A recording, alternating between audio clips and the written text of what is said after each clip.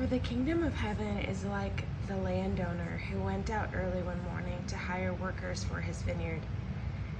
He agreed to pay the normal daily wage and sent them out to work. At 9 o'clock in the morning, he was passing through the marketplace and saw some people standing around doing nothing. So he hired them, telling them he would pay them whatever was right at the end of the day. So they went to work in the vineyard. At noon and again at 3 o'clock, he did the same thing. At 5 o'clock that afternoon, he was in town again and saw some more people standing around. He asked them, "Why haven't you been working today?" They replied, "Because no one hired us." The landowner told them, "Then go out and join the others in my vineyard."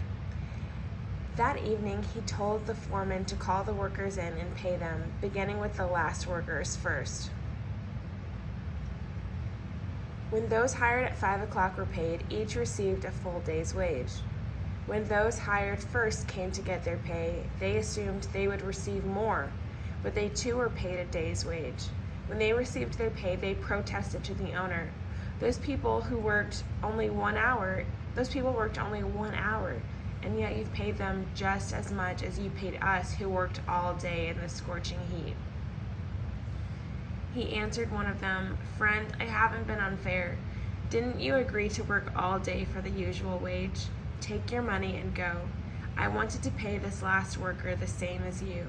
Is it against the law for me to do what I want with my money? Should you be jealous because I am kind to others?" So those who are last now will be first then, and those who are first will be last. As Jesus was going up to Jerusalem, he took the 12 disciples aside privately and told them what was going to happen to him. "Listen," he said, "we're going up to Jerusalem, where the Son of Man will be betrayed to the leading priests and the teachers of religious laws. They will sentence him to die, then they will hand him over to the Romans to be mocked, flogged with a whip, and crucified. But on the third day he will be raised from the dead." Then the mother of James and John, the sons of Zebedee, came to Jesus with her sons. She knelt respectfully to ask a favor. "What is your request?" he asked.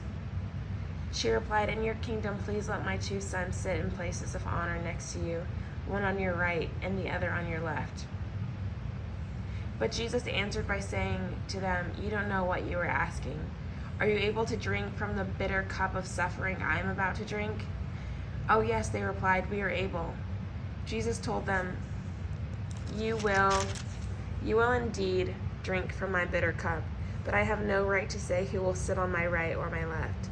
The Father has prepared those places for the ones he has chosen." When the 10 other disciples heard what James and John had asked, they were indignant. But Jesus called them together and said, "You know that the rulers in this world lord it over their people, and officials flaunt their authority over those under them. But among you it will be different. Whoever wants to be a leader among you must be your servant, and whoever wants to be first among you must become your slave. For even the Son of Man came not to be served, but to serve others, and to give his life as a ransom for many." As Jesus and the disciples left the town of Jericho, a large crowd followed behind. 2 blind men were sitting beside the road when they heard that Jesus was coming. When they heard that Jesus was coming that way, they began shouting, "Lord, Son of David, have mercy on us." "Be quiet," the crowd yelled at them. But they only shouted louder, "Lord, Son of David, have mercy on us." When Jesus heard them, he stopped and called, "What do you want me to do for you?" "Lord," they said, "we want to see." Jesus felt sorry for them and touched their eyes. Instantly they could see. Then they followed him.